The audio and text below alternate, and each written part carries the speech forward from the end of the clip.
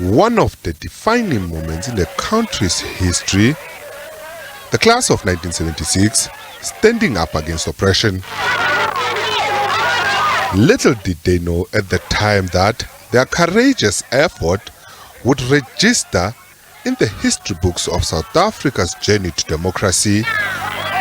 It was on the 16th of June of that year that young people faced the brutal apartheid regime head-on. The uprising began in Soweto and later spread countrywide. It was triggered by the apartheid policies, specifically the unjust introduction of Bantu education and the imposition of Afrikaans as a medium of instruction. On that day, thousands of students, mobilized by the South African student movement and supported by the Black Consciousness movement, embarked on a peaceful march against the government's directives.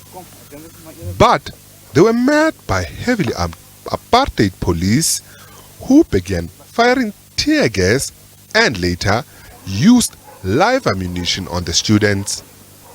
This action resulted in a revolt as the protest later spread nationwide. It came at a high cost to the apartheid government as its action had shown its brutality. Pictures of police shooting at peaceful protesting students led to an international outcry. 49 years after the turning point in the country's history, the youth of today, under democracy, face different challenges, amongst them unemployment, the high cost of living, drug abuse and gender-based violence, just to mention a few. Unathi Mnisi believes the youth must use this time to reflect and to stop being bystanders in their country and communities. Mnisi further said, the upcoming national dialogue is necessary and young people must own it.